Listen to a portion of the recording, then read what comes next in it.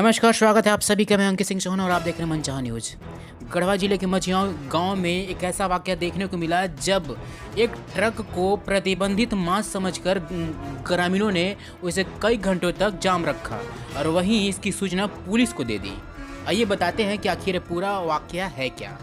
बताते चले कि रमना मझियाओं वाया विष्णुपुरा मार्ग पर मझियाओं थाना क्षेत्र के पुरहे गाँव के समीप ग्रामीणों ने शनिवार की रात उस ओर से गुजर रहे मालवाहक ट्रक संख्या HR 55V 7795 को पकड़ लिया था, जिसमें उस ट्रक से दुर्गंध आने की सूचना दी। ग्रामीणों को संदेश था कि उसमें प्रतिबंधित मांस लदा हुआ है। इस कारण उन्होंने बताया कि ट्रक के चालक NH 75 की बजाय विष्णुपुरा रोड से पार कर रहा है। ग्रामीणों ने इसकी सूचना मझियाओं थाना को दे दी। तब पुलिस ने मौके पर पहुंचकर ट्रक को थाना ले गई और ट्रक चालक राजेश ठाकुर से पूछताछ की। जो ट्रक चालक ने जो अपना बयान दिया है, उसने बताया कि वह दिल्ली से मुर्गा का खाल लेकर कोलकाता जा रहा था।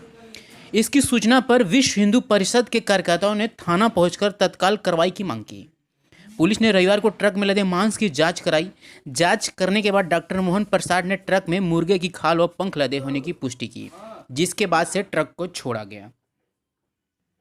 वहीं ड्राइवर ने अपने बयान में कहा कि इसमें जो मुर्गे की खाल लदे हैं और जो उसके चर्बी हैं वो कोलकाता के एक तालाब के लिए जा रहे थे, जहां पे मछली पालन के उपयोग में ये सब सारे उपयोग किए जाते हैं। तो आपने देखा तस्वीरों में कि किस प्रकार की घटना घटी थी गढ़वा में, और लोग अनजाने में उस ट्रक को घंटों प्रतिबंधित मांस समझकर उसे जाम रखा। इसी प्रकार की और भी खबरों से बने रहने के लिए हमारे चैनल को सब्सक्राइब कीजिए और हमारे साथ बने रहिए। नमस्कार।